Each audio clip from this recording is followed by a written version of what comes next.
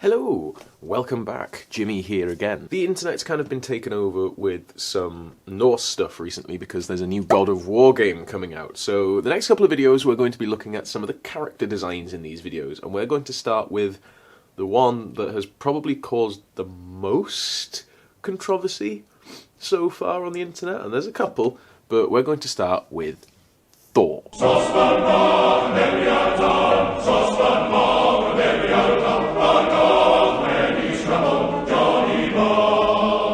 So, Thor has been in the popular consciousness for decades, if not centuries.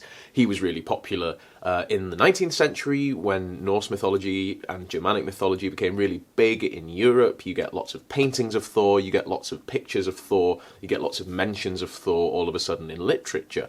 Into the 20th century, we start seeing people doing the same thing. We get people painting Norse mythology, and then when movies and comic books start becoming a thing, obviously we get the mighty Thor of the Marvel comics, and now we have Thor of the Marvel Cinematic Universe taking on, probably not the helm, let's call it the hammer, taking on the hammer. So God of War is the latest in this centuries-old tradition of taking Norse mythology and putting it into popular culture, and this time it's at the end of this really long, mad story that God of War has been writing for... When did it start? When was the first one? 2005, 6? Editing Jimmy will know. But I've been playing God of War for years. I think it's a fantastic series. It's great fun. The games are all a bit samey, but yeah, what do you expect? It's kind of got that Assassin's Creed... we can only kill people in so many ways kind of thing going on. But it's fun and it's pretty, and it's very entertaining, and Kratos has got an amazing voice. 2 amazing voices, because they got a new guy in a couple of years ago. He talks like this if you've never played the game. Basically what happens is a Greek god goes on a rampage, and the rampage has now continued for like 16 years of games, kills loads of other gods, does loads of mad stuff because he's angry at Zeus, and it's all very Herculean. And now he has killed Poseidon, swum to basically Scandinavia, and is now trying to prevent Ragnarok with his son. And at some point in the game, which is made clear from the trailer, he encounters Thor. He also encounters loads of other characters from Norse mythology, like probably Odin at some point, Angerbođe is in there, Tyr is in there, and it's all going to get a little bit mental, but today we're going to concentrate on Thor. So, the character design for Thor isn't what a lot of people were expecting. A lot of people were expecting Chris Hemsworth, right? Because that is what Thor has been in the popular imagination, certainly in the kind of Western popular imagination, for like a decade now, because of the Marvel Cinematic Universe. This is Thor. Whenever somebody says Thor, if you Google Thor, big Chris Hemsworth pops up. MCU is now doing a lady Thor, which we're going to cover in another video, but God of War has gone in completely the opposite direction, and people have gone wild about it. People are really, really angry about it. This is what Thor looks like in the game. He is not Chris Hemsworth. He is not a chiseled, dehydrated bodybuilder. That's not the look that they've gone for. They have gone for the look of a hard-drinking, hard-fighting redhead, which is basically what Thor is in the earlier medieval sources.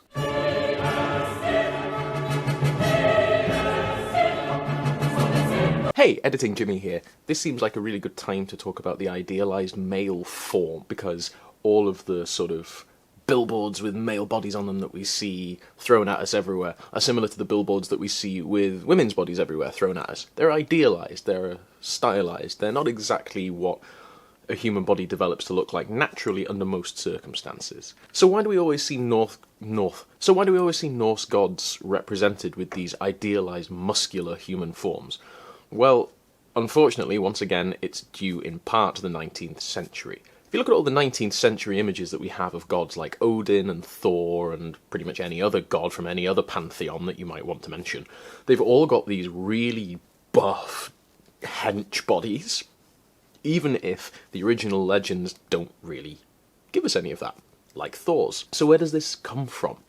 Well, it comes from the Greek ideal body. The ideal body in ancient Greece was effectively fat-free, well-muscled, and very athletic, with a small penis if you're a man. This was because men in ancient Greek had that Mediterranean diet, and they were expected to engage in lots of athletics and lots of preparation for hoplite warfare. They had the Olympics, they had lots of inter-Nicene sporting events, and intra-Nicene sporting events as well.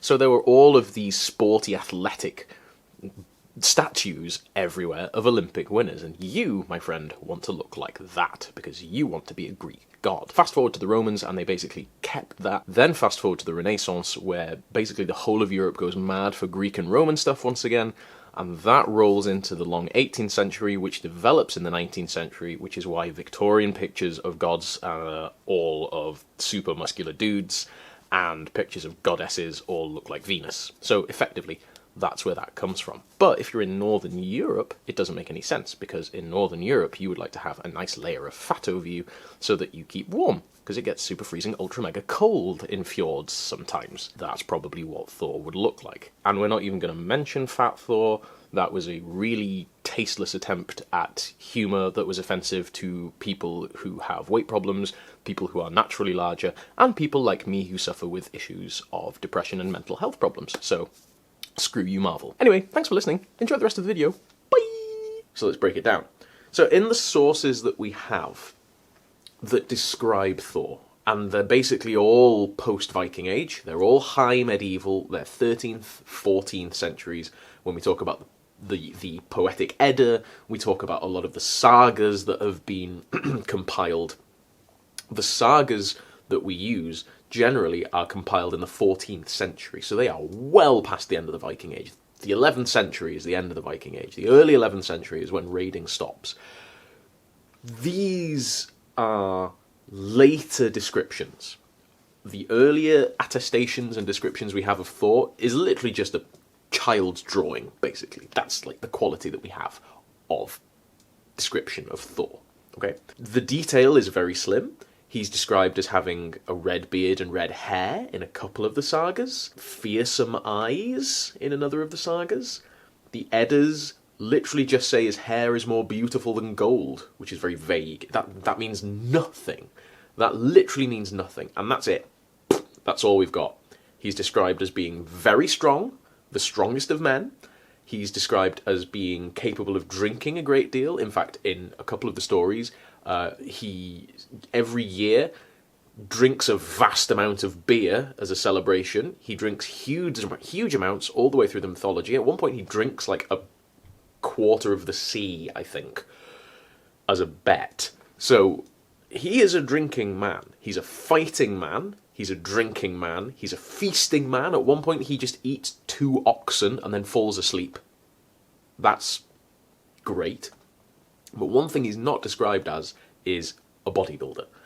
And this is the body of a bodybuilder. You get all these comparisons, I'm going to say comparisons again, you get all these comparisons all over the place in internet articles, magazines, documentaries that say this is not what natural strength looks like. This is what somebody who eats a crap load of protein shakes, who has a very, very controlled diet to make their body look this way, looks like. Yeah, they're great for barbells, fantastic for weighted squats, bench pressing, awesome. Is that what an early medieval warrior god would look like? Probably not, because they drink a ton of beer. Most of what they drink is beer, most of what they eat is grains and red meat, so they're going to have some chonk to them. The strongest of men implies that Thor is the strongest man that you will ever meet. This is currently the strongest man in the world. He's got a belly on him. And like, he wouldn't mind me saying that. He is fully aware that he's got a belly on him. And he is an absolute tank of a man. This guy could lift me very, very easily. And that is what Thor looks like. Thor looks like a strong man. A strong man, but also a strong man. So this character, with his red beard and his red hair, wouldn't call it more beautiful than gold. Like, it's fine. He's got nice ginger locks, I guess. Could do with a wash. Fearsome eyes, for sure. He's even wearing what looks like his power belt, which is mentioned in some of the sources. He's not wearing his iron gripper gloves, but he's carrying Mjolnir, and That's great. This is Thor. This is a great Thor. This is a really, really good Thor. This is a different Thor to the Thor that we always see, but this is probably an accurate Thor because he looks like the descriptions of the god from closer to the period. He's not built like a 21st century movie star, which is nice. He looks angry, he looks fighty, and he looks like he's drunk a cauldron of beer, quite frankly. So, in terms of the body shape of this dude, there's nothing wrong with this. Like, yeah, he's a bigger guy, but he's clearly strong as Thor. Like, this is a big, strong man that you don't want to get on the wrong side of, right? That is what you would think. If you saw this dude in a bar with fighty eyes coming at you, you would walk in the opposite direction because you do not want to tangle with this dude. So, like, they've softened the lines under his pecs and stuff, so he doesn't really look like he has chest muscles, which, yeah, maybe they'll tighten that up a little bit and they'll give us a bit more definition on that in the actual game render rather than just in this character design. That happens a lot. We'll have to wait for a little bit more gameplay, I guess, to comment, but from the character designs that we've been given, this guy looks like Thor, as far as he's described. He's not really wearing enough, right? I mean, this game, from what we can tell from the trailer, is going to be set in a very cold place for a lot of the time. This picture that we've been given is of a man in a wintry forest. If he's in a wintry forest, it would be nice if he were wearing a tunic. He's not wearing a tunic, he's wearing leather pauldrons and then like bits of leather plate. He looks like a Tolkien dwarf, right? He's got these square plates, he's very square, his design is very square. But it would be nice to see somebody wearing actual clothes. And it's a God of War game, so... But even Kratos is wearing coverings in this trailer. He's wearing like furs and tunics and trousers and stuff. Thor in this character design, he's got like strappy bits hanging off his pants and he's got belts everywhere. He's got Mjolnir, which is nice. It's nice to see that his hammer is like the right shape, unlike the Marvel Cinematic Universe. But it would be nice for me, as somebody who like studies the Viking Age and early medieval clothing a lot, it would be nice to see that represented in more games, more mainstream games, trying to get their characters wearing the right kind of shapes. Some of the background characters in Assassin's Creed kind of tried to do that. It would be nice if Thor were wearing like a nice blue tunic, or a nice blue tunic. He's got some blue on him. He's got some blue on the, I don't know what you call them even, like arm wraps. He's got some strips of cloth around his elbows that implies he's wearing like strips of cloth wound under his armour for some reason.